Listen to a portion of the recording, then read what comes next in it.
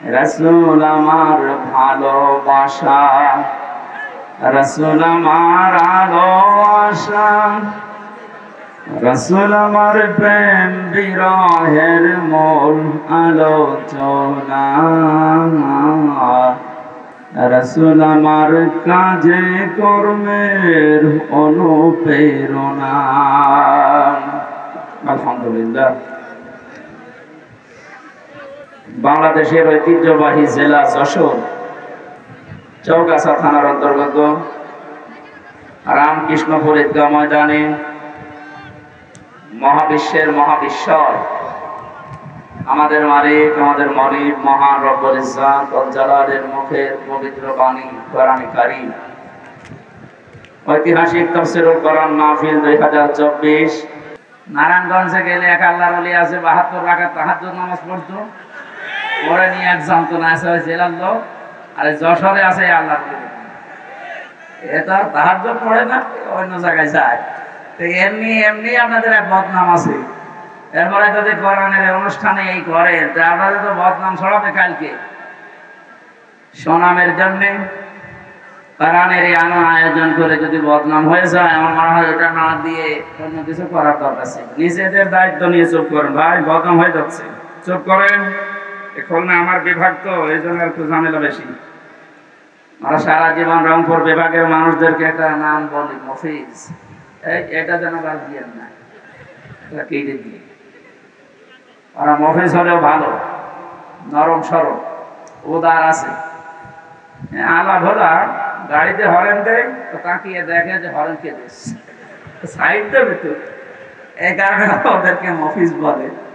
এরা গরিব মানুষ তো, রংপুর বিভাগের মানুষেরা, ওরা নবীজির হাদিস অনুযায়ী অন্যান্য বিভাগের চাইতে 500 বছর আগে জান্নাতে যাবে। ধনীদের চাইতে গরিবরা কত বছর আগে জান্নাতে যাবে? তোদের আর একটা সমস্যা আছে, বিড়ি বেশি খায়। আমাদের বিভাগে তৈরি হয় এটা, আর খায় ওরা। আমি যেখানে ছিলাম আকিস গ্রুপে, স্যারকে বলেছিলাম যে এইটা বাদ দিন, যদিও এটা দিয়ে আপনাদের শুরুতে এটা বাদ দিয়ে অন্তত কোনো খাবার বানাওরা এটা আমেরিকার কাছে বিক্রি করে দিয়েছে কত হাজার কোটি টাকায় যেন। ওটা দিয়ে এখন খাবার বানায়, 65 রকমের খাবার আকিস গ্রুপ এখন বাংলাদেশ সহ বিশ্বে সাপ্লাই দিচ্ছে। অনেকটা আফসোস করে বলেছিল যে জাতির লোকেরা, আকিস মিয়া, যে যতদিন পর্যন্ত আমি বিড়ি বানালাম ততদিন কেউ আমার ফতোয়া দিল না। যখন আমি মানুষের রোগ প্রতিরোধের জন্য, রোগ পরিষ্কার করার জন্য, রোগ ভালো হওয়ার জন্য একটা হাসপাতাল বানালাম, তখন যত রকমের ফতোয়া আমার পেছনে মানুষ দিতে আরম্ভ করেছে। যাই হোক, যে রকমের বদনাম ওই সমস্ত বিভাগের আছে, ওগুলো যেন আবার খুলনা বিভাগের গায়ে না লাগে। আপনারা নিজেরা দায়িত্ব নিয়ে না, আর কথা বলেন না ভাইরা। মানে যাই করে দরকার না, এই মাহফিলের পরে আপনারা আমি 10 মিনিট সময় দেবো, মারামারি করবো। কারণ ক্যামেরা তো থাকবে না, আমরা একটু দেখবো কেমন পারে। কিন্তু কথা বলবেন না। পেছনে যারা দাঁড়িয়ে আছেন বসেন। আমরা কোরআনে প্রবেশ করছি, আর কোরআন কিভাবে মানুষের কাছে বলতে হয় এটা ধারণা আল্লাহ দিয়েছে। আমার মন মতো বললে হবে? এটা কি মমতাজের কনসার্ট নাকি? যা আছে সব জ্বলিয়ে দিলাম। কোরআনে কারীম জানাচ্ছে যে এইভাবে মানুষকে শোনাও, কিতাবুন উনজিলা ইলাইকা ফালা ইয়াকুম ফি সাদরিকা হারাজুম মিনহু লিতুনযিরা বিহি ওয়া যিকরা লিল মুমিনিন। বলেন আল্লাহু আকবার।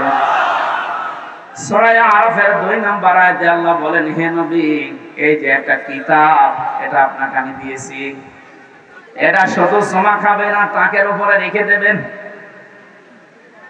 এদিকে তাকান। কোরআনকে আল্লাহ এই জন্য আমাদেরকে দিয়েছেন যে শুধু সুমা খাবেন আর মাথার উপরে রেখে দেবেন। জবাব দেন। এটা ক্লাস চলছে, ছাত্রের মতো বলবেন, এই জন্য দিয়েছেন। আল্লাহ পাক বলেন, হারাজুম মিনহু লিতুনযিরা বিহি, এ কোরআন প্রচার করবেন, মানুষের কাছে সতর্ক করবেন এটা দিয়ে। কিন্তু একটা বিষয়, এই যে সদরিকা আছে, এ কোরআন প্রচার করতে গিয়ে, তাফসীর করতে গিয়ে আপনার মনের ভেতরে যেন কোনো সংকীর্ণতা কাজ না করে, দ্বিধা দ্বন্দ্ব ভয় ভীতি এগুলো আপনার কাছে যেন না আসে। কারণ কোরআন প্রচার করতে গেলে এরকম কিছু আসবে, এটা আমি আল্লাহ জানি। হারাজন শব্দের ব্যাখ্যা পেয়েছি তাফসীরে আমি দুইটা। এক নাম্বার, হে নবী, আপনি যখন কোরআন প্রচারে যাবেন, তাফসীর করে শোনাবেন, দেখবেন অনেক মানুষ এমন সামনে বসা আছে, তারা কোরআনের বক্তব্য না বোঝার কারণে মন খারাপ করবে। এ ধরনের মানুষ দেশে নেই। আল্লাহ যেটা বোঝাতে চাই, হয়তো ওর মেধা ওইরকম নেই, ওর মাথায় ওইরকম ব্রেন নেই, ও না বুঝে আন্দাজে এক ধারণা করে হয় মন খারাপ করে, না চলে যায়। দ্বিতীয় নম্বরে, আবহমান কাল থেকে এই পৃথিবীতে এমন এমন নিয়ম নীতি ইসলাম মনে করে মানুষ পালন করছে, যেটা আসলে ইসলামে নেই। আপনি যখন কোরআনের ব্যাখ্যা করতে যাবেন, ওইগুলো তো টিকবে না, ওগুলো সব বাদ চলে যাবে। এতদিন যারা ইবাদত মনে করে ওইটা পালন করছে, জীবনেও তারা আপনার কথা শুনবে না, আন্দাজে তখন আপনার প্রতি খারাপ ধারণা করবে। তখন বলবে এরা আল্লাহর ওলি মানে না, এরা পীর বুজুর্গ মানে না। কোরআনে কারিমে আল্লাহ আয়াতের পরে এই জন্যে এই শব্দগুলো এরপরে লাগিয়েছেন, ইত্তাবিউ মা উনজিলা ইলাইকুম মির রাব্বিকুম ওয়া লা তাত্তাবিউ মিন দুনিহি আউলিয়া ক্বালিলাম মা তাযাক্কারুন। ইত্তাবিউ বহু বচন দিয়েছেন আল্লাহ। ও যশোরবাসী, এ বাংলাদেশে যারা একামতে দ্বীনের দায়িত্ব পালন করে, এ মানুষগুলো এই বিশ্বাস নিয়েই একামতের দ্বীনের রাস্তায় এসেছে যে এই দায়িত্ব পালন করতে গিয়ে যত সময় যাবে আমি জান্নাতের দিকে এগিয়ে যাব। এটা অন্তত যারা করছে, তারা যদি নাও করে, আমি করি ব্যক্তিগতভাবে, দিন কায়েমের জন্য একামতে দ্বীনের দায়িত্ব পালন করতে যে সময়টুকু অর্থ যা কিছু ব্যয় হবে, আমার মেধা যোগ্যতা বক্তৃতা সব আমাকে জান্নাতের দিকে এগিয়ে নেবে। এই জন্য একামতে দ্বীনের দায়িত্ব পালন করছেন যারা, নিজেকে ছোট মনে করবেন না, হীনমন্যতায় ভুগবেন না। আমি গ্যারান্টি দিয়ে যেতে পারি, আপনাকে আল্লাহ কোনদিন জাহান্নামে দেবে না। কারণ দিন কায়েম করার জন্য যারা চেষ্টা চালায়, ওদের আর যাই করুক আল্লাহ জাহান্নামে দেবে না। এটা তো আমি বানালাম।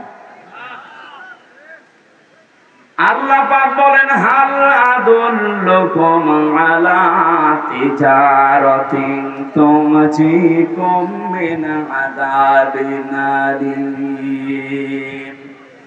ওহে যারা ঈমানের দাবি করো, আমি কি আমার একটা ব্যবসার কথা বলে দেব, যেটা করলে তোমাদেরকে জাহান্নামের আগুনে যাওয়া লাগবে না, যন্ত্রণাদায়ক আযাব থেকে আল্লাহ তোমাদের বাঁচিয়ে দেবে।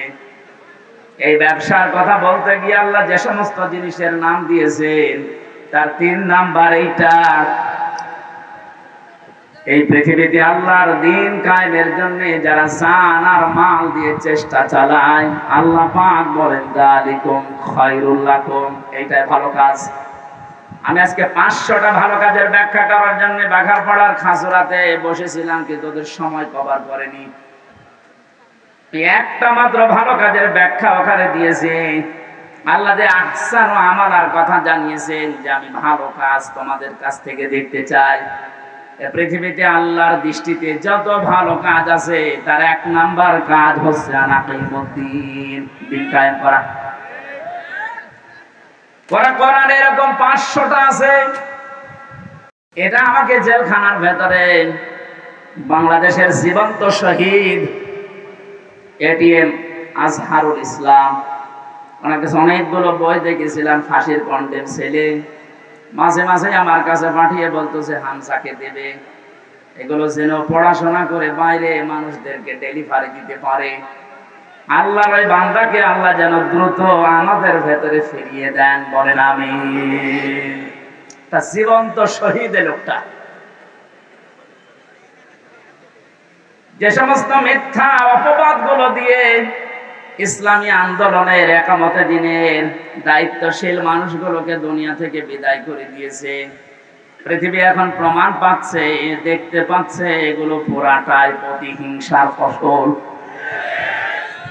এটাও তো বানালাম নাকি? শহীদ মীর কাশেম আলী, শহীদ আব্দুল কাদের মোল্লা রহমতুল্লাহ আলাইহি, গত কয়েকদিন আমি গিয়েছিলাম ফরিদপুরের মোল্লা সাহেবের কবরে। আমি ছোট থেকে বড় পর্যন্ত যতগুলো মানুষের সাথে ও গ্রামে মিশেছি, প্রত্যেকটা মানুষ বলছে না, যাকে ফাঁসি দেওয়া হয়েছে এটা ওই কসাই কাদের না, তিনি আব্দুল কাদের মোল্লা। গোলাম মাওলা রনি সাহেব ওনার সাথে জেলে ছিলেন। রনি সাহেব এসে পৃথিবীর মানুষকে জানিয়েছে, মোল্লা ভাই আমাকে জানিয়েছে, রনি বাইরে যদি যেতে পারো, আমি তো আর যেতে পারলাম না, পৃথিবীর মানুষকে জানিয়ে দিও আমি কিন্তু কসাই কাদের না, আমি আব্দুল কাদের মোল্লা। যে অভিযোগে আমাকে অভিযুক্ত করে দুনিয়া থেকে ওরা বিদায় দিচ্ছে, আল্লাহর কসম আমি এই দোষে দোষী না। উনি কেন বলবে? আমি নিজেও তো বলছি। আমাদের 3টা বছর জেলে রেখেছিল, কয়েকদিন আগে আমার এই মামলা পড়া ওরা ঢিসমিস করে দিয়েছে, একেবারে বেকসুর খালাস দিয়েছে। তাহলে আদালত থেকে প্রমাণ পেয়েছে যে আমি নির্দোষ, আমার কোনো দোষ নেই। কথা বলেন না কেন?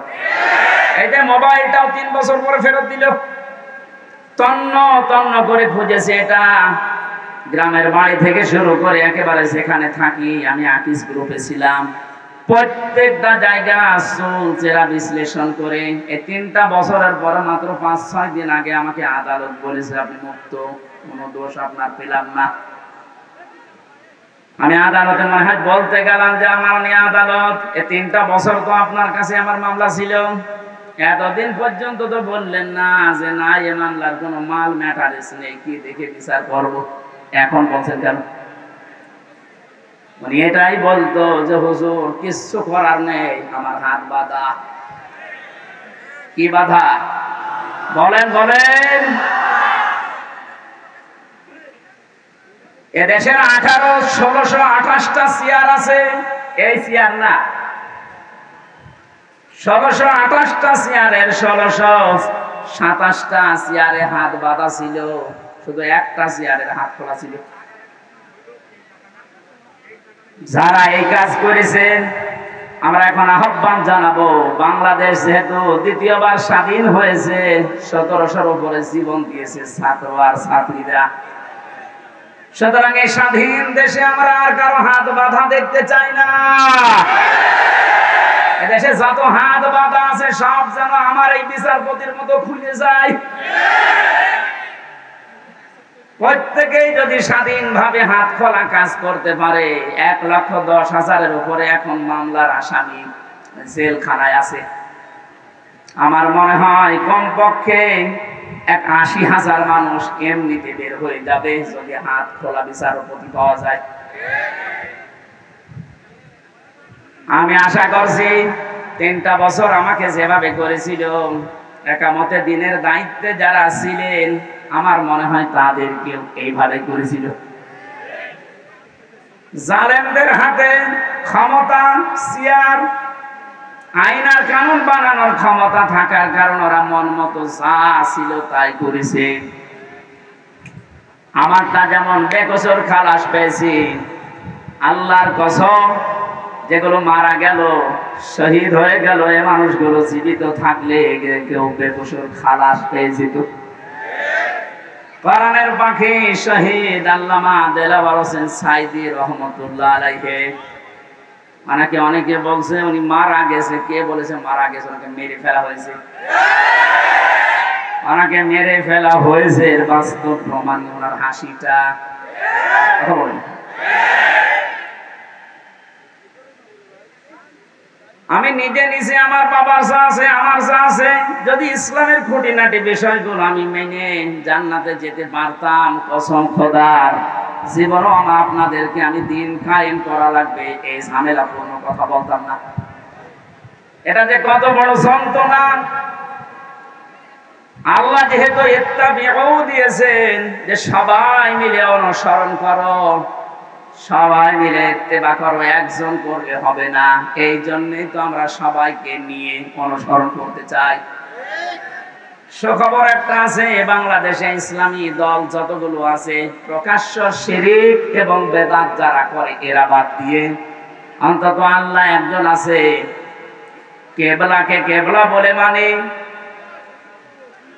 এইরকম কিছু নিয়ম নীতিতে যারা কাউকে শরীক করে না, কাউকে বিশ্বাস করে না আল্লাহ বাদে, এই মানুষগুলো দেখলাম আজকে সব এক হওয়ার জন্য ঐক্যবদ্ধ হচ্ছে।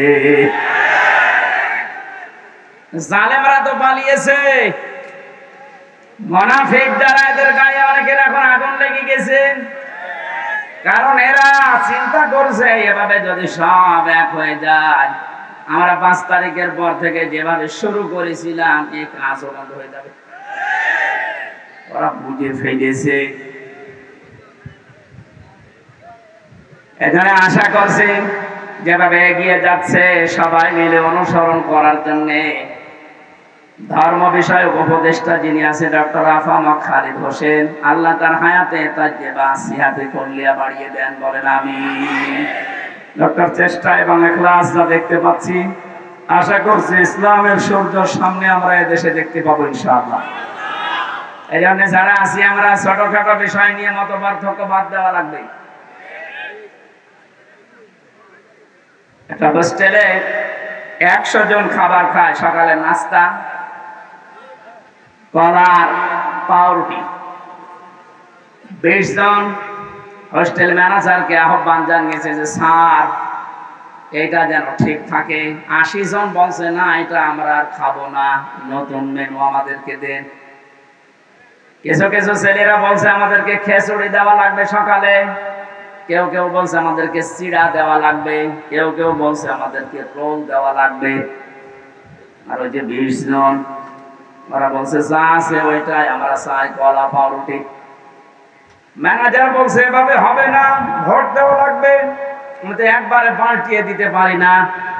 ভোট দেওয়ার পরে দেখা গেল যে আগের যে 20 জন আছে কলা আর পাউরুটি ওটা ঠিকই আছে। চিড়া যারা চেয়েছিল তারা 18 জন হয়েছে, 17 জন। যারা রোল চেয়েছে তারা 15 জন। এভাবে ভাগ ভাগ করতে করতে 20 পর্যন্ত আর চাইনি, আগে যা ছিল ওইটাই কায়েম হয়ে আছে। কি বসালাম বলেন তো? এদেশে 20 জন মাত্র এখন আগের যে সিস্টেম গুলো ছিল ওইটাই চালু রাখতে চাচ্ছে, কিন্তু আমরা এখন 80 জন পাল্টিয়ে গেছি। এই কথা বলছেন, আমরা এই 80 জন মিলে এখন যদি এই ছোটখাটো বিষয় নিয়ে মত পার্থক্য করি, কিয়ামতের আগে আমরা 20-এর উপরে যেতে পারবো না। এই জন্য সব বাদ দেওয়া লাগবে। কার কয় কলি টপি, কার লম্বা টপি, কার জব্বা, কার সিরা, কে হাত বাঁধে, কে মোনাজাত করে, এগুলো সব বাদ দেন। আল্লাহ একজন আছে, রাসূল আমার নেতা, এই বিশ্বাসে যারা বিশ্বাসী তারা আমরা এখন 80 জন। আরো জোরে, আমরা কোন বিষয় নিয়ে আর সামনে ঝামেলা যেন না করি। 80 জন যদি ঠিক থাকতে পারি, ভোট যদি 80টা এক জায়গায় পড়ে, ওরা তো 20 জন চালিয়ে আসছে আগে থেকে, কিয়ামত পর্যন্ত ওরা আর বাড়বে না, কারণ আমাদের বরদোয়া লেগে আছে। রাব্বিলা তাদার আলাল আরদি মিনাল কাফিরিনা দাইয়ারা ইন্নাকা ইন তাদারহুম ইউদিল্লু ইবাদাকা ওয়ালা ইয়ালিদু ইল্লা ফাজিরান কাফফারা। বলেন আল্লাহু আকবার। হযরত নূহ দোয়া করেছিলেন, মাবুদ বহু চেষ্টা চালিয়েছি 9.5 বছরে, 900 বছর ধরে এ মানুষ ভালো হয়নি, তোমার কাছে আমি শেষ পর্যায়ে বরদোয়া দিলাম, এদের আন্ডা বাচ্চা পর্যন্ত যেন জমিনে না থাকে, কারণ যেইটা থাকবে ওইটা দিয়ে তোমার বান্দাদেরকে তোমরা বানাবে। আমরা 53 বছর, কোরআনের পাখি প্রায় 50 বছর চেষ্টা চালিয়েছে, কিন্তু জালেমদের পরিবর্তনের কোন সুযোগ ওরা গ্রহণ করেনি। কথা বলে না কেন? চেষ্টা তিনি কম চালিয়েছিল। অধ্যাপক মতিউর রহমান চেষ্টা চালিয়েছে, বহু কায়দায় উনি বুঝিয়েছে আপনাদের। কিন্তু 20 জনের যে অবস্থা, ও সারা জীবন কলা পাউরুটি চাবে, এই কথা বলছে না। 80 জন আমরা পরিবর্তন হয়ে পর্যায়ে এসেছি, আর ওরা সেই 20 জনই আছে, ও কিয়ামতের আগে আর পাল্টাবে না। কেন পাল্টাবে না? খাতামাল্লাহু আলা কুলুবিহিম ওয়া আলা সামিইহিম ওয়া আলা আবসারিহিম গিশাওয়া ওয়া লাহুম আযাবুন আযীম। আল্লাহ পাক বলেন, ওদের অন্তরে আমি মোহর লাগিয়ে দিয়েছি, ওদের কানের উপরে, ওদের চোখের উপরে পর্দা লাগিয়েছি, কঠিন যন্ত্রণাদায়ক আযাব ওদের জন্য রেডি আছে। কারণ এই পৃথিবীতে যারা আল্লাহর কালামকে অপমান করার চেষ্টা চালায়, তাদেরকে আল্লাহ হেদায়েত থেকে বঞ্চিত করে দেয়। হযরত আব্দুল্লাহ বিন মাসউদ রাদিয়াল্লাহু তাআলা আনহু কোরআনে কারীমের সূরা রহমান নাযিল হওয়ার পর বিশ্ব নবীকে জানিয়েছিলেন, হে নবী, আমারে অনুমতি দেন, আমি কাবার চত্বরে একটু তেলাওয়াত করি। ওনার কণ্ঠটা খুব সুন্দর ছিল। ডাক দিয়ে বলেন, ঠিক আছে, মন খুলে দিয়ে পড়তে থাকো। সূরা রহমান হচ্ছে কোরআনে কারীমের সবচাইতে সুন্দর সূরা। তিনি তেলাওয়াত আরম্ভ করলেন, আর রহমানু আল্লামাল কোরআন খালাকাল ইনসানা আল্লামাহুল বায়ান। তেলাওয়াত করছিলেন এভাবে হঠাৎ আবু জেহেল শব্দ শোনার পরে এসে হযরতে আব্দুল্লাহ বিন মাসউদের কানের উপরে দিয়েছিলেন এক থাপ্পড়। কান দিয়ে গলগল করে রক্ত বের হয়ে ওই দিন থেকে তিনি চিরদিনের জন্য খালা হয়ে যান, আর শুনতে পাননি। এই যে বধির হয়ে গিয়েছিলেন কানে, বদরের ময়দানে আল্লাহ পাক কোরআনে কারীমের অপমানের শোধ নিয়েছিলেন।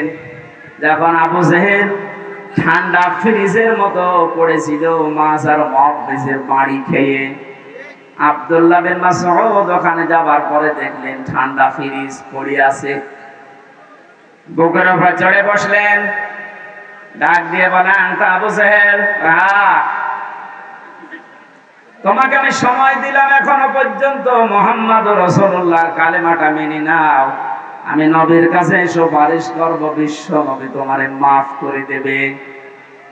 আবু জেহেল ডাক দিয়ে বলে, মাসউদ, আব্দুল্লাহর ছেলে মুহাম্মদ তোমাদেরকে জাদু করেছে, আমার পর্যন্ত আসতে পারে নাই। বলেন নাউজুবিল্লাহ। এখানে এখনো কথা বন্ধ হয়নি। এরা কি ইয়ারকি মারার জন্য এসেছে?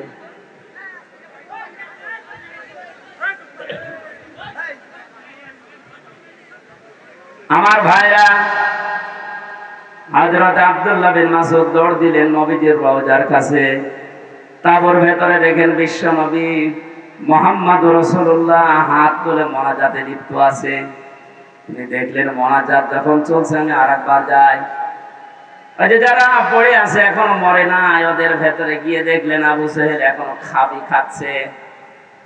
ডাক দিয়ে বলে, তোরে সময় দিয়েছিলাম, আরেকবার দিলাম, বল। ও আবার একই কথা জানিয়েছে। তিনি আরেকবার ঘোড়া দিয়ে এসে বললেন, বল। এবার আরেকটু বাড়িয়ে বলেছে, আব্দুল্লাহর পোলা মুহাম্মদ তোমাদেরকে জাদু করেছে, আমার পর্যন্ত আসতে পারে নাই, পরে আমি এখনো যদি পাই এখনো টুকরা টুকরা করব। হযরত ইবনে মাসউদ বললেন, না, এতক্ষণ তোরে সময় দিয়েছিলাম, আমি আর সময় দিলাম না। তুই যখন মুহাম্মদুর রাসূলুল্লাহর উপরে এই দাবি তুললি, তোরে আমি শেষ করে দেব। তরবারি বের করে গলার ভেতরে লাগিয়েছেন। আবু জেহেল ডাক দিয়ে বলে, মাসউদ, কি করবি এখন? আলাদা করব। ওই সময় বলেছিল, আলাদা করবি কর, আমার গলাটা একটু বড় করে কাট, দেশের মানুষ যেন দেখে বোঝে যেটা নেতার মাথা। মরে যাচ্ছে, তাতে কমছে। আমার মনে হয় এই দেশে এই 5 তারিখের পরে অনেক আবু জেহেলকে আমরা এখনো পর্যন্ত দেখতে পেয়েছি, পাচ্ছে, মরে যাচ্ছে, তেজ কমছে। খাতামাল্লাহু আলা কুলুবিহিম, আল্লাহ কলবের উপরে মেরে দিয়েছেন একেবারে মোহর। এর ভালো হওয়ার কোনো পরিবেশ নেই। ইবনে মাসউদ চিন্তা করলেন, এর মাথাটা যদি নবীজির তাবু পর্যন্ত নিয়ে যেতে পারি, নবী আমার জন্য দোয়া করবেন। তিনি মাথা ধরে টানলেন, 2 হাত দিয়ে দেখে নড়ে না। চিন্তা করলেন মাথা এত ভারী হয়ে গেল কি করে। কাছে যে রশি ছিল তরবারি দিয়ে কানের ছিদ্রি একটা, ওর ভেতরে বান্ধন দিয়ে তিনি টানতে আরম্ভ করলেন, দেখে না, নড়ে না। কি মাথায় এত ভারী হয়ে গেল কি করে? 2 কান ছিদ্রি করলেন, 2 কানের ভেতরে রশির অগ্রভাগ 2টাই ঢুকিয়ে যখন সুন্দর করে বাঁধন দিয়ে অপর ভাগ ধরে টান দেওয়া আরম্ভ করলেন, এবার মাথা নড়া আরম্ভ হয়েছে। চিন্তা করেন এতক্ষণ পর্যন্ত মাথা টান দিয়েছি, নড়ে না, এখন নড়ছে কোন কারণে? আল্লাহ রাব্বুল আলামিন বোঝাতে চেয়েছে, মাসউদ, আমার কোরআন কাবার সামনে তেলাওয়াত করার কারণেই লোকটা তোর কানের উপরে থাপ্পড় দিয়ে একটা কান নষ্ট করে দিয়েছিল। আমি আল্লাহ আজকে তোর হাতে ওর 2টা কান নষ্ট করে দিয়ে প্রতিশোধ নিলাম। পরকালে কি করব এটা আমি আল্লাহ জানি। আমি যেটা বোঝাতে চাচ্ছিলাম, এই পৃথিবীর ময়দানে কোরআনে কারিমের গায়ে যারা হাত দেয়, অপমান করার চেষ্টা করে কোরআন কেন্দ্রিক কোন বিষয়ের সাথে, আল্লাহ পাক কিন্তু দুনিয়াতে তাদের শাস্তি দিয়ে দেখিয়েছেন। কমেল্লাই মন্দিরে যারা দেবতার পায়ের কাছে কোরআনে কারিম রেখেছিলেন, আজ কিন্তু ধরা পড়ে যাচ্ছে। 10 ছাপিয়েছে ইসলামী আন্দোলন যারা করে, একামতের দিন যে এরা করেছে, দুনিয়া উল্টিয়ে যাবে। কখনো একামতের দিনের কোন নেতা কর্মী দেবতার পায়ে কোরআন রাখবে আমি বিশ্বাস করি না। ওরা হেফাজত ইসলামের উপরে চাপাতে চেয়েছিল যে কোরআনেরা মে মাসের 5 তারিখে আগুন লাগিয়েছে, এটা এখন প্রমাণ হচ্ছে আগুন দিয়েছে কে? আপনাদেরকে হেদায়েত থেকে বঞ্চিত করে দিয়েছে আল্লাহ এমনিতেই না, প্রমাণ এইটাই। কারণ কোরআনের উপরে যারাই হাত দেয় তাদের কপাল আল্লাহ নষ্ট করে দেয়। আমার ভাইরা, আমরা সবাই মিলে অনুসরণ করব, কারণ হচ্ছে আমি একা একা অনুসরণ করার কথা আল্লাহ এখানে দেননি, বহু বচন দিয়েছেন। এজন্য সবাইকে নিয়ে অনুসরণ করতে চাচ্ছি। কিন্তু যাদের কপালে কোরআনের কারণে মোহর মারা আছে, এই 20 জন কলা পাউরুটি যারা চেয়েছে ও মরণ পর্যন্ত ওইটাই চাইবে। ওরা চাইতে থাক, আমরা তো এখন 80 কয়জন? 80 বলেন, বলেন আরো জোরে বলেন আরেকবার। 80 জন যদি এবার ভুল করেন, 20 কিন্তু আবার আসবে। ভুল করা যাবে? বলেন, একটু মিলিয়ে দেখেন তো কোথায় 80 আর কোথায় 20।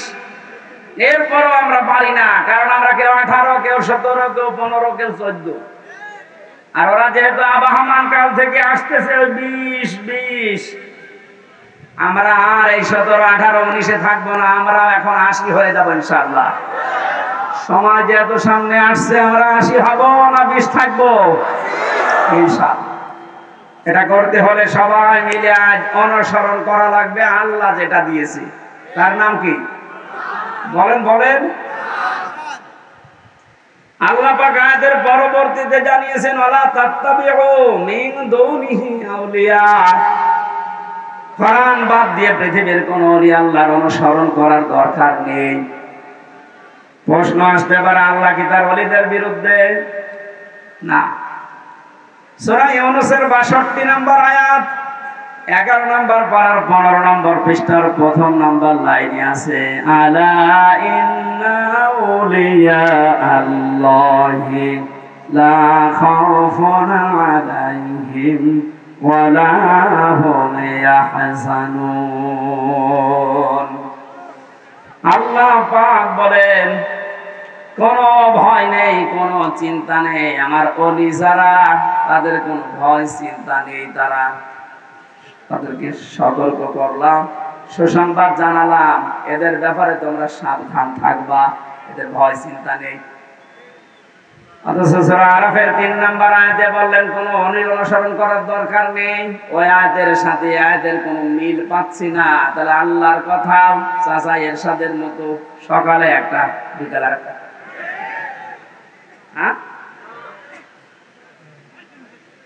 কোরআনে কারিমে আল্লাহ তো জানিয়েছেন লা মুবাদদিলা লিকালিমাতি, আল্লাহর কালামের কোনো পরিবর্ধন নেই।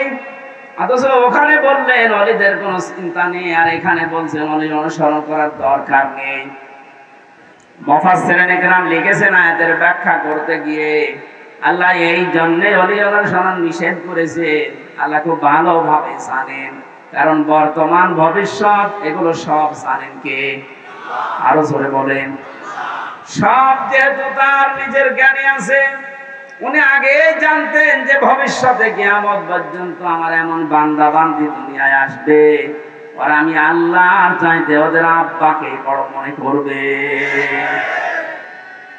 এই জন্য আল্লাহ নিষেধ করেছেন কোন আব্বার কোনো অনুসরণ করার দরকার নেই। আল্লাহ আফসোস করছেন যে আমার বক্তব্য শোনার পরে আমার কিছু বান্দা বান্দি ফিরে আসবে, অধিকাংশ গুলোই মুখ ফিরিয়ে চলে যাবে। বলেন নাউযুবিল্লাহ। এখানে কোরআন উপস্থাপনের যে ধরন আমরা শিখেছি আল্লাহর কাছ থেকে, আপনি হয়তো না বোঝার কারণে মন খারাপ করতে পারেন। 2 নম্বরে আল্লাহ যেটা জানাতে চেয়েছে ওটা আবাহমান কাল থেকে আসতেছে, আল্লাহর বক্তব্যের সাথে মিলছে না। এখন আপনি কি ওই বাপ দাদারটাই মেনে চলবেন, না আল্লাহর বর্ণনা করাটা? এখানে আর একটা বিষয়, একটা মাসলা পাওয়া যায়। আজ যারা অন্ধ অনুসরণ করে ইসলামকে, দ্বীনকে মানার চেষ্টা চালাচ্ছেন, এদেশে আছে। এই কারণে বলছি, পৃথিবীতে শুধু মুহাম্মদুর রাসূলুল্লাহ সাল্লাল্লাহু আলাইহি ওয়াসাল্লামকে বাদ দিয়ে কাউকে অন্ধ অনুসরণ করা জায়েজ নেই। কেন জায়েজ নেই? কারণ উসওয়াতুন হাসানা এই শব্দটা শুধুমাত্র মুহাম্মদুর রাসূলুল্লাহকে আল্লাহ দিয়েছেন। পৃথিবীর কাউকে আল্লাহ উসওয়াতুন হাসানা এটার গ্যারান্টি দেয়নি। লাকাদ কানা লাকুম ফি রাসূলিল্লাহি উসওয়াতুন হাসানা, অবশ্যই তোমাদের জন্য মহত্তম আদর্শ লুকিয়ে রেখেছি আমি আল্লাহ রাসূলুল্লাহর জীবনে। কার জীবনে? বলেন। আল্লাহকে এখানে বলতে পারতেন না যে আব্দুল্লাহ বিন মোহাম্মদ ইবনে আব্দুল্লাহ, তার জীবনের ভেতরে আমি লুকিয়ে রেখেছি। তার নাম তো আল্লাহ জানতেন, কেন তার নামটা এখানে উচ্চারণ না করে রাসূলুল্লাহ দিলেন? কারণ তিনি মুহাম্মদুর রাসূলুল্লাহ এই শব্দটা পেয়েছিলেন নবী হওয়ার পর থেকে। 40 বছরের আগ পর্যন্ত মানুষ তাকে আরব জাহানে বলতো আব্দুল্লাহ বিন মুহাম্মদ। আর 40 বছরে যখন তিনি কোরআন পেয়েছেন তখন শুধু আব্দুল্লাহ বিন মুহাম্মদ না, হয়ে গেছে রাসূলুল্লাহ। তাহলে অনুকরণ করা মুহাম্মদ ইবনে আব্দুল্লাহকে ফরজ না রাসূলুল্লাহকে ফরজ? আশা করছি আমি যেটা বোঝাতে চাচ্ছি আপনি বুঝবেন। এই বাংলাদেশ সহ বিশ্বের বহু জায়গায় আমি গিয়ে দেখেছি তারা আজ এখনো পর্যন্ত এই কথা বলছে আমরা নবীওয়ালা কাজ করি। হ্যাঁ, আপনি আব্দুল্লাহ বিন মুহাম্মদ ইবনে আব্দুল্লাহ, ইনি যতদিন পর্যন্ত নবী হওয়ার আগ পর্যন্ত এ নামে মানুষ তাকে ডাক দিয়েছে, আপনার জীবনে এই কাজগুলো আছে। কারণ তিনি ওই সময় সত্য কথা বলতেন, ভালো কাজের আঞ্জাম দিতেন।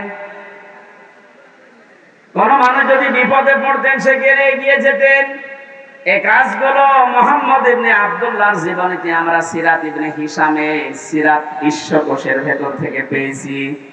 কিন্তু তিনি যখন রাসূলুল্লাহ হয়ে গেছেন তার আপন চাচা আবু লাহাব পর্যন্ত জানের শত্রু হয়ে দাঁড়িয়েছে। এই বাংলাদেশ সহ বিশ্বে আজ যারা বলেন আমরা নবীওয়ালা কাজ করি না, আপনি মোহাম্মদ ইবনে আব্দুল্লাহর কাজ করেন। রাসূলুল্লাহ নবীওয়ালা কাজ যদি কেউ দাবি করে, উনি যেমন রাসূল হওয়ার পর থেকে 63 বছর, এই 23 বছরে 82 বার টার্গেট হয়েছিলেন ইহুদিদের, আপনি অন্তত 82 বার না হলেও 2 বার তো হবে। আপনাকে ইহুদি খ্রিস্টান মুশরিক সবাই ভালোবাসে, সবাই ভালো বলে, বুঝতে হবে আপনার কাজ এখনো রাসূলুল্লাহর কাজ হয়নি। এটা আমাদের অনুসরণ করা দরকার এখন থেকে। মুহাম্মদ ইবনে আব্দুল্লাহ না রাসূলুল্লাহ? আরো জোরে। আল্লাহ রাব্বুল আলামিন রাসূলুল্লাহকে অনুকরণ করার তৌফিক আমাদেরকে যেন দান করেন, বলেন আমিন। এখানে অনুসরণ করার জন্য 27টা পয়েন্ট আমি পেয়েছি তাফসিরে। বিশ্ব নবীকে অনুসরণ করা লাগবে এই কারণে, قل إن كنتم تحبون الله فاتبعوني يحببكم الله إلى آخر آيات। সূরা আলে ইমরানের 31 নম্বর আয়াতে আল্লাহ জানিয়েছেন, হে নবী, মানুষকে আপনি এই কথা বলেন যদি আল্লাহকে ভালোবাসিয়ে দাবি তারা করে, তারা যেন আপনার অনুসরণ করে। শব্দের দিকে খেয়াল করেন, ফাত্তাবিউনি, আমার অনুসরণ করো। এখন এই অনুসরণটা মাস্ট বি করাই লাগবে 1 থেকে 40 না 40 থেকে 63। এই সহজ কথাগুলো আপনি বুঝতে চান না, খালি ফতোয়াবাজি করেন কেন বলেন তো? 1 থেকে 40 বছর পর্যন্ত এই পৃথিবীতে কেউ যদি মুহাম্মদ ইবনে আব্দুল্লাহকে না মানে অনুসরণ না করে, সে জান্নাতে যাবে না। একটা হাদিস দেখায়, কোরআনে একটা আয়াত বলেন, কিন্তু মুহাম্মদ ইবনে বছরের 1 সেকেন্ডও যদি কেউ না মানে সে কাফের। ফতোয়া নতুন করে বানানো লাগবে? আল্লাহর কোরআন জানিয়েছে রাসূলুল্লাহকে অনুসরণ করা মাস্ট বি ফরজ। ওমা আতাকুমুর রাসূল, আল্লাহ কিন্তু ওমা আতাকুম মুহাম্মদ ইবনে আব্দুল্লাহ দেননি। শব্দগুলো একটু খেয়াল করে পড়তে পারেন না? ওমা আতাকুমুর রাসূল, তোমাদের কাছে রাসূল যা নিয়ে এসেছেন ফাখুযুহু, ওটা আঁকড়িয়ে ধরো। ওমা নাহাকুম আনহু ফান্তাহু, এটা আনহু মারজায় রাসূলুল্লাহর দিকে। তোমাদেরকে রাসূলুল্লাহ যা নিষেধ করে ওইগুলো ছেড়ে দাও। আত্তাকুল্লাহ, আল্লাহকে ভয় করো। ইন্নাল্লাহা শাদীদুল ইকাব, অবশ্যই আল্লাহর আযাব বড় কঠিন। এবার আসেন তো আয়াতের মূল শিক্ষায়। বিশ্ব নবী মুহাম্মদ রাসূলুল্লাহ আমরা সবাই স্বীকার করে নিচ্ছি যে উনি হয়েছিলেন 40 বছরে, না জন্মের পরে? আরো জোরে বলেন। ওনাকে অনুসরণ করা লাগবে কি মুহাম্মদ ইবনে আব্দুল্লাহ হিসাবে না রাসূলুল্লাহ হিসাবে? রাসূলুল্লাহ হিসাবে অনুসরণ করলে এখানে ফাত্তাবিউনি দিয়েছেন। আল্লাহকে ভালোবাসিয়ে দাবি যদি করে থাকো, এখানে ইহুদি খ্রিস্টান বৌদ্ধ 4500 ধর্মের লোকেরা আছে, প্রত্যেকেই তার দেবতা বলেন, ভগবান বলেন, গড বলেন, যাই বলেন, সবাই কিন্তু বোঝাতে চায় কাকে? বলেন বলেন। কিছু রূপক জিনিস হয়তো তারা বানায়, কিন্তু আসল কিন্তু আল্লাহ। আপনি হিন্দুদের বিপদে পড়লে দেখবেন রূপক যে 12 মাসে 13 পূজা করে, 33 কোটি দেবতা ওদের, একটা রূপক পূর্ণ বিশ্বাস ওদের নেই। ওদের বিশ্বাসও একজন আছে। আমার তো অনুষ্ঠানগুলো ভারতে বেশি থাকতো আগে, 17, 18, 19 সালে আমি ভারতেই বেশি ছিলাম। দেখেছি ওই সমস্ত জায়গায় বিপদে পড়লে হিন্দু ড্রাইভার আমার যে চালিয়ে নিয়ে যেত কলকাতায়, ও বেটা হিন্দু মানুষ, ভগবানকে ডাকা বাদ দিয়ে বিপদে পড়লে, চরম বৃষ্টি যখন, তখন বলছে উপরওয়ালা একজন আছে। আমার বাস্তব জীবনে আমি দেখেছিলাম চরমনায়, বরিশালে যখন ছোটবেলায় ছিলাম, ওই সময় তো ব্রিজ ছিল না, নৌকায় যাওয়া লাগতো, লঞ্চে যাওয়া লাগতো। একবার ওঠার পরে দেখে বিশাল ঝড় উঠেছে, আমরা যারা মুসলমান পড়ছি লা ইলাহা ইল্লাল্লাহ লা ইলাহা ইল্লা আনতা সুবহানাকা ইন্নী কুনতু মিনাজ জালিমিন। সামনে দেখলাম দাদা আর দাদি বসে আছে হিন্দু, ওরা পড়ছে লা ইলাহা ইল্লাল্লাহ। বললাম দাদা চেহারা দেখে মনে হচ্ছে অন্য ধর্মের, মুসলমান হয়েছেন কবে? বলছে না মুসলমান হয়নি, কালেমা পড়লেন। যে ঝড় উঠেছে ও কালী দুর্গার কাজ না, আল্লাহ লাগবে। ওরাও জানে যে একজন আছে, কথা বলেন ঠিক কিনা?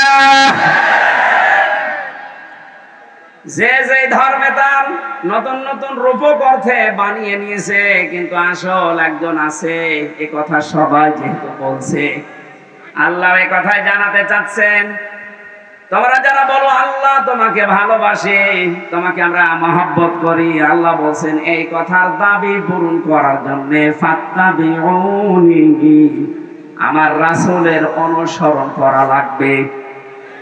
কি করা লাগবে? এবার আমার প্রশ্ন এখানে যারা জ্ঞানী মানুষ তাদের কাছে, এই অনুসরণ কি আংশিক না পূর্ণাঙ্গ? আরো জোরে বলেন। আজ এই বাংলাদেশ সহ বিশ্বের বহু মুসলমানেরা, আমি যে সিঙ্গাপুর মালয়েশিয়া কয়েকটা রাষ্ট্র ঘুরে আসলাম এই 15-20 দিন আগ থেকে, বাস্তবতা দেখেছি হাজার হাজার লক্ষ লক্ষ আমাদের মতো মুসলমান আংশিক কিছু মানা কিছু অনুসরণের মাধ্যমে ওরা মনে করছে আমরা নাজাত পেয়ে যাব, অথচ ফাত্তাবিউনি, আমার অনুসরণ করো। আমরা সবাই স্বীকার করছি অনুসরণ আংশিক না, এটা পূর্ণাঙ্গ। নাকি আংশিক? পূর্ণাঙ্গ অনুসরণ করবেন আপনি। এখন অনুসরণ যখন আরম্ভ করবেন, আল্লাহ বলেন ওয়াগফির লাকুম যুনুবাকুম, দুইটা জিনিস আমি দেব। এক নম্বরে জীবনের যত অপরাধ আছে, জাম্বন না দিয়ে যুনুব বহু বছর দিয়েছেন, আপনি যদি অনুসরণ করা আরম্ভ করেন, আপনার জীবনে দুইটা পুরস্কার আল্লাহ দেবে। যত গুনাহ ছিল পেছনে সব আল্লাহ রাসূলের অনুসরণের কারণে মাফ করে দেবে। দুই নম্বরে আল্লাহ পাক যদি কাউকে মাফ করে দেয়, তার জন্য বানানো জান্নাত দেবে। এই কথা মানেন তো? এবার আসেন আমার মূল শিক্ষাটাই। এই বাংলা সহ বিশ্বের যত মুসলমানেরা আজ আমরা আংশিক অনুসরণ করে মনে করছি যে না আমরা আল্লাহর ভালোবাসা মহব্বত পেয়ে গেছি। আপনি হয়তো নামাজে রাসূলকে মানেন, রোজাতে রাসূলকে মানেন, হজ করতে গিয়ে রাসূলের অনুসরণ মতো হজ করেন, যাকাত দিতে গিয়ে রাসূলুল্লাহর অনুসরণ করেন, বিশ্ব নবী যে বিচার করেছিলেন কোরআন দিয়ে সেইটাই আপনি আর রাসূলকে মানেন না, তখন মেনে নিয়েছেন ব্রিটিশকে। আরো আসতে বলেন, আপনার অনুসরণ কি আংশিক হয়েছে না পূর্ণাঙ্গ? আংশিক অনুসরণের মাধ্যমে আল্লাহর মহব্বত ভালোবাসা পাওয়া যাবে না, আর আল্লাহর মহব্বত যদি পাওয়া না যায় জান্নাতও যাওয়া যাবে না। কারণ আল্লাহ ইউহিব্বুকুমুল্লাহ দিয়েছেন, এটা মজারে বর্তমান ভবিষ্যৎ প্রেজেন্ট ফিউচার। কোন মানুষ যখন পূর্ণাঙ্গ অনুসরণের জন্য সিদ্ধান্ত নিয়ে লেগে পড়বে, আল্লাহ পাক বলেন আমিও তাকে ভালোবাসা শুরু করব। এখানে কত জ্ঞানী মানুষ আছেন, আপনার বিবেকের কাছে আপনার আমার প্রশ্ন, আপনার শরীর থেকে শুরু করেন, এ 3.5 হাত বডি, আপনার পরিবার, আপনার সমাজ, আপনার রাষ্ট্র, আপনার আন্তর্জাতিক নীতি তাকান, সব জায়গায় অনুসরণ যদি পূর্ণাঙ্গ আপনি না করেন, আল্লাহর কোরআন বলছে আপনাকে আল্লাহ এখনো ভালোবাসা আরম্ভ করে নাই। তাহলে এই আয়াত অনুযায়ী বাংলাদেশে হাজার হাজার পীর আল্লাহর ভালোবাসা এখনো পায়নি। বেশি বলে ফেললাম? আশা করছি আমি যেটা বোঝাতে চেয়েছি এখন থেকে আর অপূর্ণাঙ্গ না, আমরা পূর্ণাঙ্গ অনুসরণ করতে চাই রাসূলুল্লাহকে। আজকের আমার তেলাওয়াত কিন্তু আয়াত ওইটাই, সূরা ইউনূস 25 নম্বর আয়াত, কোরআনে কারীমের 10 নম্বর সূরা, এটা 11টা রুকু আছে, 109টা আয়াত আছে, মক্কায় নাযিল হয়েছে। একটা আয়াত আর একটা আয়াতের আংশিক পড়েছি। আল্লাহ রাব্বুল আলামিনও জানিয়েছেন। এবার আমি তাফসীর আকারে শুরু করছি, জবান খুলে পড়েন। আউযু বিল্লাহি মিনাশ শাইতানির রাজীম। বিসমিল্লাহির রহমানির রহিম।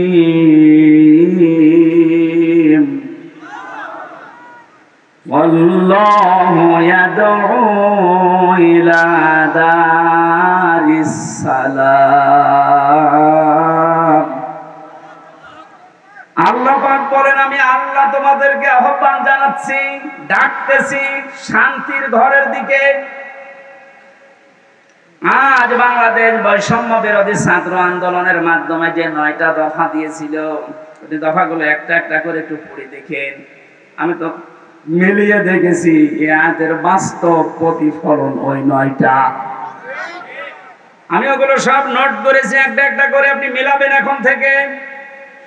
যারা আছেন যেখানে, দাঁড়িয়ে, বসে, শুয়ে, খুব অ্যাক্টিভ, আল্লাহ পাক বলেন, আমি তোমাদেরকে ডাকি আমার শান্তির ঘরের দিকে।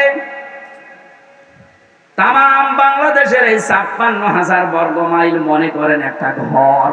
এটা কি? আরো জোরে বলেন। আল্লাহ যে ঘরের দিকে ডাকতেছে, ওই ঘরের নাম জান্নাত। ওই ঘরের নাম কি? 8টা জান্নাতের যে দরজা আমরা নাম শুনি, জান্নাতের দরজা 8টা না 100টার উপরে আমি কোরআনে পেয়েছি। এ বিষয়ে একটা বইও লিখেছিলাম ওই সময়, যে জান্নাতের স্তর 100টা। তার ভেতরে দারুস সালাম একটা দরজার নাম। দারুস সালাম মানে শান্তির বাড়ি বা ঘর। আল্লাহ পাক এখানে ডাক দিয়েছেন যে তোমরা শান্তির ঘরে প্রবেশ করো। এই পৃথিবীর মানুষ যেটা উদাহরণ দিলে বসে বেশি, আমি ওইভাবে সেট করেছি। বাস্তবে আমরা দেখি একটা ঘর যদি কেউ বানাতে চায় বসবাসের জন্য, শান্তি পাওয়ার জন্য, ইসলাম শব্দটা এখানে আল্লাহ দিয়েছেন দারুস সালাম। সালাম সিলমুন, এখান থেকে ইসলাম, এর শাব্দিক অর্থ হচ্ছে শান্তি। কিন্তু কেউ যদি সুখ পেতে চায়, এর আলাদা একটা আরবি শব্দ আছে রহাতুন। রহাতুন মানে সুখ। রহাতুন মানে কি? ঘরের ভেতরে মানুষ সুখ পাওয়ার জন্যই প্রবেশ করে। এই যে এখান থেকে সারাদিন সারা রাত মানুষ কর্মজীবন শেষ করে যখন বাড়িতে যায়, ঘরে প্রবেশ করার সঙ্গে সঙ্গে একটা অজানা সুখ আপনাকে ঘিরে ধরে। মানে একটা টের পান না। বাইরে যতক্ষণ আগে ততক্ষণ একটা আতঙ্ক কাজ করে, একটা ভয় ভয় কাজ করে। অথচ ঘরের ভেতরে 4 দেওয়াল দিয়ে যেটা আটকানো, কি আছে ওর ভেতরে, ওখানে গেলে একটা আলাদা শান্তি, ওই ভয়টা আল্লাহ যেন দূর করে দেয়। কথা বলেন ঠিক কিনা? আল্লাহ বলেন, আমি আমার একটা ঘরের দিকে তোমাদেরকে ডাকছি, যে ঘরে প্রবেশ করলেই তোমরা সুখ আর শান্তি দুইটাই পেয়ে যাবে। যেহেতু আমরা এখন একটা ঘর বানাবো, ঘর বানাতে প্রথমে খুঁটি দেওয়া লাগে। কি দেওয়া লাগে? খুঁটি বা পিলার দেওয়া লাগে। আল্লাহ যে ঘর বানাতে আমাদেরকে নির্দেশ দিচ্ছে যে শান্তির ঘরে প্রবেশ করো, এই ঘর যদি 56,000 বর্গ মাইলকে আপনি বানাতে চান, তাহলে 4টা খুঁটি আল্লাহর কাছ থেকে নেওয়া লাগবে। এই খুঁটিগুলো যদি কেউ ভারত থেকে নেয়, বিপদে পড়বে। ওরা এখন বিপদে আছে। কথা বলেন না কেন?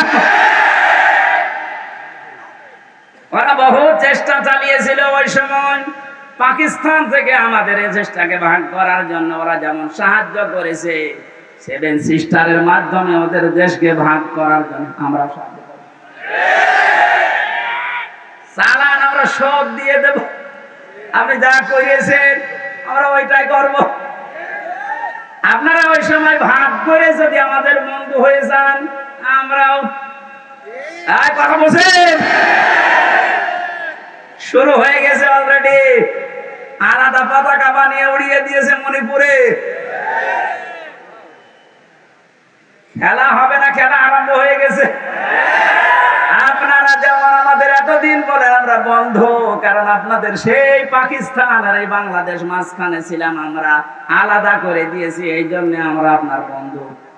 আমরাও পাশে তো দেখলাম ডক্টর ইউনূস প্রথমে এই ঘোষণা দিয়েছিল এদেশকে অশান্ত করার জন্য যদি চেষ্টা চালান, সেভেন সিস্টার থাকবে না।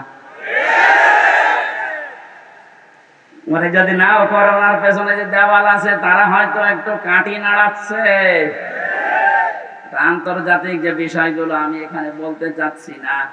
যাই হোক, আমি এতটুকু টাচ দিলাম, ওরা আমাদেরকে পাকিস্তান থেকে আলাদা করে যদি ওরা বন্ধু হয়, ওদেরকে আমরা এই সেভেন সিস্টার 7টা অংশে ভাগ করে বন্ধু হব। আমরা তো ওরা একটা করেছিল, আমরা 7টা করে দিচ্ছি। আমরা আরো বড় বন্ধু না?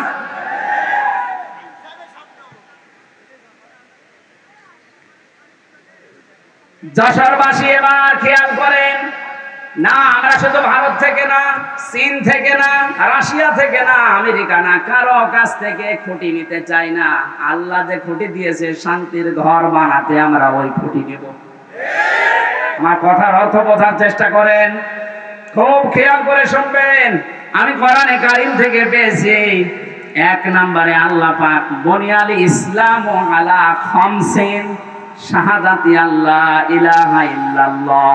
এই যে হাদিসটার ভেতরে 5টা বিষয় আছে, তার 4টা খুঁটি আমি সেট করেছি। নামাজ, রোজা, হজ আর যাকাত, এই 4টা খুঁটি মজবুত ভাবে গেড়ে দেওয়া লাগবে। খুঁটি থাকলে হয় না। ঘরকে শান্তির ঘর বানাতে হলে বেড়া দেওয়া লাগে। কথা বলে না কেন? কোরআনে কারীম থেকে আমি বেড়া বের করেছি 4টা। 1 নম্বরে বেড়া, 1 নম্বরে বেড়ার নাম হচ্ছে রাজনীতির বেড়া। এটা যেটা চলছে এখন দেশে, এটা পরিষ্কার করা লাগবে। 4টা বেড়া দিতে হয়, চারদিকে দেওয়াল দেওয়া লাগে। 1 নম্বর দেওয়াল তুলতে হবে রাজনীতির দেওয়াল। এটা অলরেডি আরম্ভ হয়ে গেছে। এখন যেহেতু আমরা শান্তির ঘর চাই, আর পৃথিবীতে শান্তির ঘরের দেওয়াল দিতে হলে রাজনীতি, এটা লেনিনের কার্ল মার্কসের না, রাজনীতি নেওয়া লাগবে রাসূলুল্লাহ। এবার রাসূলুল্লাহর রাজনীতি কি? এবার তাকান, সূরা নিসা 5 নম্বর পারা 6 নম্বর পৃষ্ঠা 9 নম্বর লাইনের 59 নম্বর আয়াতের প্রথম অংশ।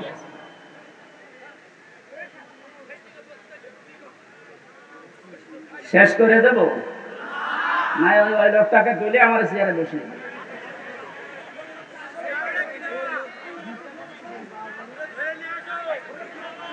সুবহানাল্লাহ আলহামদুলিল্লাহ লা ইলাহা ইল্লাল্লাহ। সুবহানাল্লাহ আলহামদুলিল্লাহ লা ইলাহা ইল্লাল্লাহ। মাইকের আওয়াজ আর বাড়া, গলা ব্যথা করছে। সুবহানা, এই দেখলেন না? এটা রওশনের সাথে মাইকের কিন্তু বদনাম করে দেব। এখন আওয়াজ দিচ্ছেন না? গলাটা নষ্ট করার জন্য গান গাইছেন না? আপনার আওয়াজ থাকতে আওয়াজ না বাড়িয়ে রেখে দিয়েছেন কোন কারণে? সুবহানাল্লাহ আলহামদুলিল্লাহ লা ইলাহা ইল্লাল্লাহ।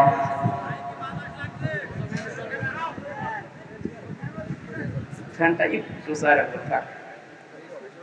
লা ইলাহা ইল্লাল্লাহ মুহাম্মাদুর রাসূলুল্লাহ। যশোরবাসী, শান্তির যে ঘর আমরা নির্মাণ করতে যাচ্ছি, এই ঘরে যারা রাজনীতির বেড়া হিসাবে থাকবে, এই মানুষগুলোকে অনুসরণ করার একটা বিশাল সুন্দর সিস্টেম আল্লাহ আয়াতে দিয়েছেন। আল্লাহ পাক বলেন, আমাকে অনুসরণ করো, আমার রাসূলকে অনুসরণ করো। তোমাদের ভেতরে যারা রাজনীতি করবে, নেতা হবে, নেতৃত্ব দেবে, তাদেরকে অনুসরণ করবা। কিন্তু শিক্ষা হচ্ছে আতিউ, এই শব্দটা এটা একটা ফেল, এটা ভাব, এটা ক্রিয়া। এটা আল্লাহ নিজের নামে আর রাসূলের নামে দিয়েছেন, কিন্তু উলিল আমর যারা রাজনীতি করবে, নেতৃত্ব দেবে, নেতা হবে, তাদের আগে দেননি। ও বাংলার মুসলমানেরা, এমন একটা ঘর যেহেতু আমরা নির্মাণ করতে যাচ্ছি, যে ঘরে প্রবেশ করলে কোনো ভয় থাকবে না। হ্যাঁ, কথা বলেন না? কোনো চিন্তা থাকবে না। বলেন বলেন। এমন একটা ঘরে আমরা যেতে প্রবেশ করতে ইচ্ছা করছি বা প্রবেশ করব বলে আশা করছি, যে ঘরের ভেতরে ঘরের এরিয়াতে গেলে কোনো চিন্তায় থাকবে না। ঘরের পাশে যে যদি ছিনতাইকারী ধরে, ঘরের ভেতরে যারা বসবাস করছে ওরা দা নিয়ে, খন্তা নিয়ে, বটি নিয়ে, কথা বুঝতেছে, বাড়ির ভেতর থেকে এসে ছিনতাইকারীকে এই ঝিনাইদহ সাবেক এমপির মতো টুকরা টুকরা করে ফেলবে। আমার মনে হচ্ছে এরা না বুঝে চিল্লাচ্ছে না, আমি জানি আপনার বুঝে ফেলেছে। শান্তির যে ঘর আমরা বানাতে যাচ্ছি, প্রবেশ করতে যাচ্ছি যে সিস্টেম গুলো দিয়ে, রাজনীতির এই বেড়া দেওয়ার জন্য, দেওয়াল দেওয়ার জন্য আমাদের সামনে যারা আসবে রাজনীতি করতে, এই বেড়া দেওয়ার আগে দেখতে হবে আল্লাহ রাসূলকে মেনে চলে কিনা। এই জন্য আতিউটা আল্লাহ ওয়ালিল আমর রাজনীতি নেতাদের আগে দেননি। এখন থেকে সিদ্ধান্ত নিয়ে বাড়ি যাবেন আজকে। এই বেড়াটা যেহেতু সামনে দেওয়া লাগবে শান্তির ঘরে, সুতরাং আল্লাহ রাসূলকে যদি আমার বাবা হয়েও মেনে না চলে, ওই বাবাকে আমি ভোট দেব না। আমার আত্মীয় না, দূরের মানুষ, ও যদি আল্লাহ রাসূলকে মেনে চলে, ওর দ্বারা দুনিয়া এবং আখিরাতে আমার কাজ হবে। এটা কাজ হবে ওর দ্বারা, এটা আমি বানালাম। বলেন সূরা নিসা 5 নাম্বার পারা 10 নাম্বার পৃষ্ঠার 12 নাম্বার লাইনের 85 নাম্বার আয়াতে আছে, মাইয়াশ ফা'শাফা'আতান হাসানাতাই ইয়াকুল্লাহু নাসীবুম মিনহা ইলা আখিরি আয়াত। দলিলগুলো লম্বা করছি না, গরমে আমার ভেতরে ঘেমে যাচ্ছে, জন্য তাড়াতাড়ি করছি। দুনিয়ায় যারা একটা ভালো কাজে সুপারিশ করবে, ভোট দেবে, রায় দেবে, সমর্থন জানাবে, ওই লোকটা চেয়ার পাওয়ার পরে যে ভালো কাজ করে সওয়াব পাবে, আপনি শুধু এই রায় দেওয়ার কারণে একই সওয়াব পাবেন। যেই লোকটা এই কাজ করে আমাকে উপকার করছে দুনিয়া এবং আখিরাতে, সে যদি আমার দোলা ভাই না হয়, আমার বাবা না হয়, ও যদি আল্লাহ রাসূলকে মেনে চলতে পারে, ওকে আমি সমর্থন জানাবো, সাপোর্ট করব, সুপারিশ করব। কারা এই মতের সাথে রাজি আছেন দেখে লিল্লাহে তাকবীর।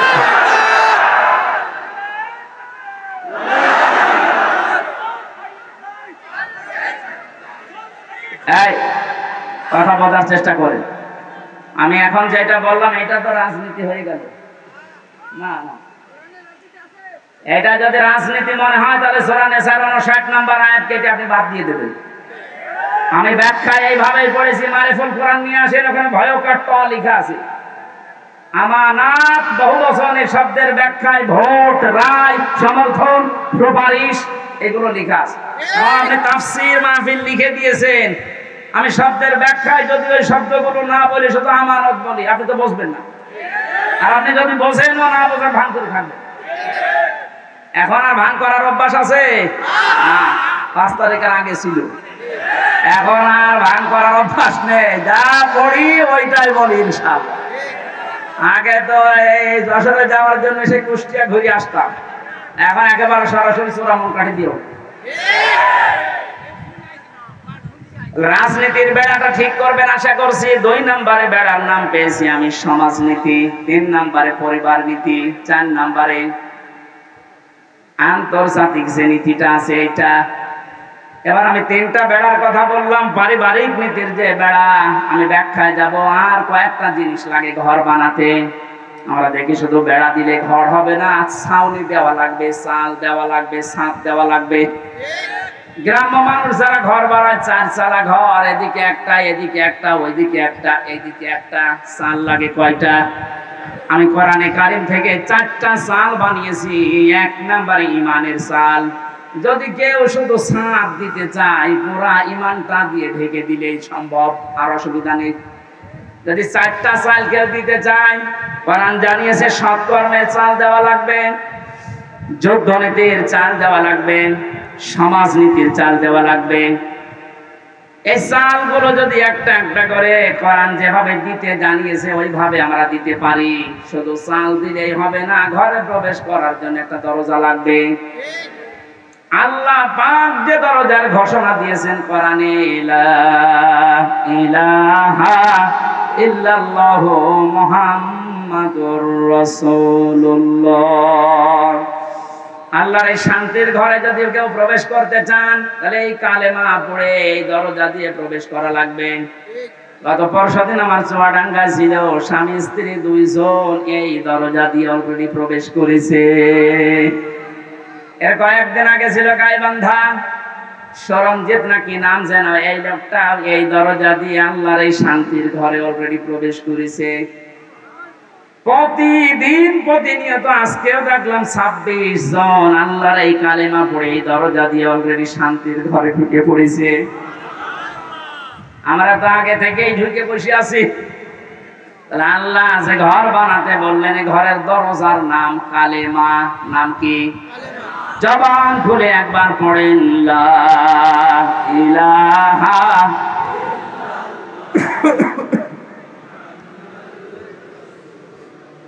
ঘরে এবার প্রবেশ করছে যারা, এ ঘরে প্রবেশ করতে হলে আংশিক পা দিয়ে আর এক পা বের করে রেখেছি, শান্তিতে থাকতে পারবেন। দরজা দেওয়া লাগবে না। বলেন, দরজা যদি কেউ দিতে চায়, কোরআনে কারীম জানাচ্ছে, ইয়া আইয়ুহাল্লাযীনা আমানু দুখুলু ফিস-সিলমি কাফা। সূরা বাকারা 208 নম্বর আয়াতের প্রথম অংশে আছে, ও হে ঈমানদারেরা, তোমরা যদি সত্যি শান্তি পেতে চাও, আমি যে ঘর দিলাম ইসলামের, এখানে আংশিক প্রবেশ করবা না, পুরাপুরি প্রবেশ করো। জোরে বলেন আল্লাহু আকবার। ঘরে প্রবেশ করে যদি দেখেন জ্বালানা নেই, থাকতে পারবেন? আরামে ঘুমাবেন, দরজা বন্ধ, জ্বালানা দিয়ে চুরি হয়ে যাবে। আল্লাহ পাক এজন্য জানিয়েছেন, এই ঘর শান্তিময় রাখতে হলে আগে জ্বালানা ঠিক করো। আমরা কোন ঘরের 2টা 3টা 4টা পর্যন্ত জ্বালানা দেখি। কোরআনে কারীম থেকে আমি জ্বালানা পেয়েছি, এদিক থেকে বাতাস ঢুকবে, ওই দিকে বের হয়ে যাবে। 2টা, একটা মুআমালাত আর একটা মুআশারাত। আমিরে জামাত ডক্টর শফিকুর রহমান যেটা এখন অলরেডি আরম্ভ করেছে, এই কথা বলছেন, শান্তির এই ঘরে থাকতে হলে জ্বালানা লাগবে। আর একটা দিলে হবে না, একটা জ্বালানা দিলে বাতাস একদিকে প্রবেশ করে দম বন্ধ হয়ে যাবে। এটা যেন বের হতে চাই, এই জন্য আমাদের মুআমালাত মুআশারাত ঠিক করা লাগবে। মানে ভারতকে জানিয়েছেন, আপনাদেরকে আমরা বন্ধু হিসাবে পেতে চাই। চীনের রাষ্ট্রদূত সেদিন যে প্রশংসা করেছে, জালেমরা তো নেই, অনেক মুনাফিক এখন চলে যাচ্ছে। কত বিচক্ষণ লোক আপনি জানেন। আমি ছিলাম তার সাথে 4 দিন, বাস্তবতা দেখেছি। লোকটার মাথা না, এটা একটা ম্যাগনেট। আপনি 20 বছর পরে যেটা বুঝবেন, আল্লাহ ওনাকে 20 বছর আগে ওইটা বোঝার মতো তৌফিক দিয়ে দিয়েছেন। ওনার যে স্যাক্রিফাইস, ওনার যে বিচক্ষণতা আছে, যে তাওয়াক্কুল ভেতরে আছে, আর যে ইখলাস নিয়ে উনি কাজ করে, আমার আল্লাহ মনে হয় এই কারণে ওনাকে আস্তে আস্তে তুলে দিচ্ছে। আপনি যত ষড়যন্ত্র করেন রুখতে পারবেন না। ওনার প্রতিটি পদক্ষেপ আমার মনে হয় তাহাজ্জুদের নামাজ পড়ে সিদ্ধান্ত নিয়ে তারপরে করেন। জেলখানায় যতদিন আমি দেখেছি, আমার তো সেজদা ছিল 2 মিনিট 2.5 মিনিট, আর ওনার সেজদা ছিল 1 ঘন্টা 1.5 ঘন্টা। মানে সেজদায় সে মনে হয় কাঁদতেন যে আল্লাহ আমাকে আরো ছেলে মেয়ে বেশি দাও, আমার সম্পদ আরো বাড়িয়ে দাও। কি করেছে 1 ঘন্টা 1.5 ঘন্টা সেজদায় বসে বসে। এমন কিছু উনি এই যে বছরের পর বছর জেল খাটার মাধ্যমে চেয়েছিলেন, আমার আল্লাহ ওই চাওয়াগুলো জিনিস এখন আস্তে আস্তে ওনাকে দিয়ে দিচ্ছে। জালেমরা বিদায় নিয়েছে, মুনাফিকদেরকে বলবো আপনি থামেন, পারবেন না। কারণ ওনার যে মুআমালাত, ওনার যে মুআশারাত, যে বিচক্ষণতা। কোথায়? কুষ্টিয়ায় 3 জন হাসপাতালে ভর্তি আছে। কুষ্টিয়ার জেলা আমির জানে না, উনি আছে কক্সবাজারে। ওখান থেকে জেলা আমিরকে কল দিয়ে বলছে 3 জন আপনার জেলায় হাসপাতালে কিছুক্ষণ আগে অ্যাক্সিডেন্ট করে পড়ে আছে, আপনি কোথায়? বলেন তো তার দূরদর্শিতা কত দূর। সেরকম একটা জেলা না, 64টা জেলা বাংলাদেশে।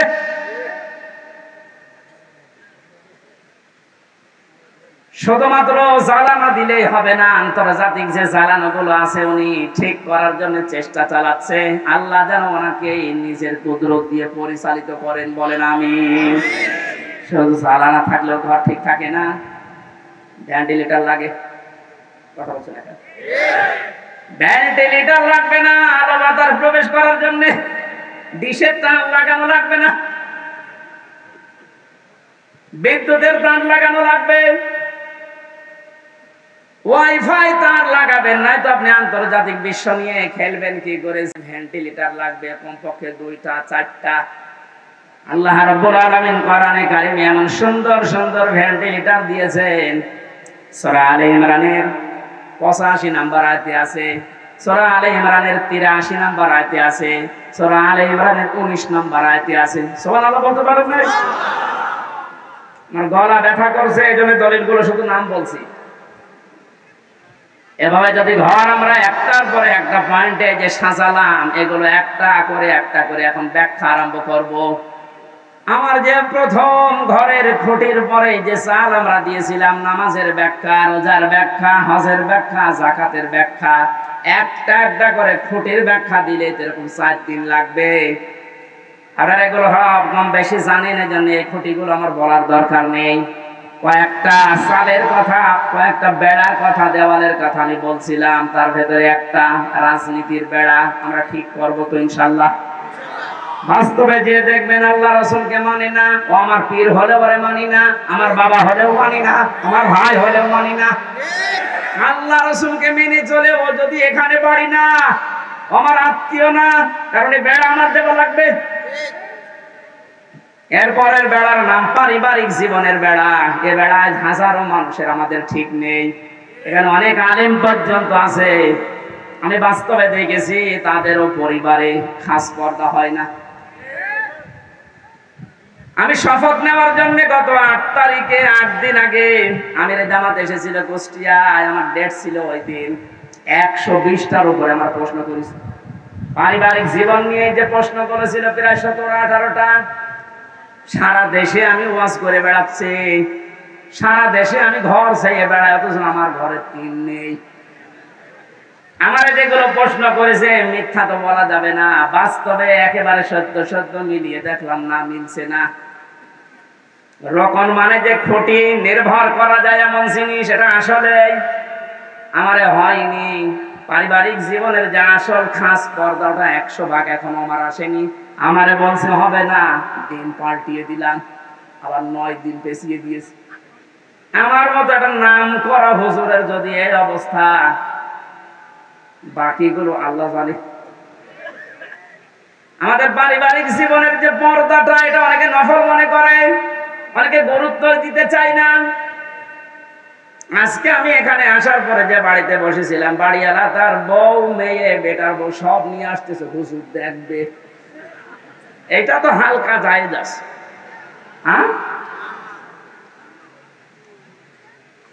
মেয়েদের পর্দা পারিবারিক জীবনে যে ফরজ, এটা অনেকে জানেই না।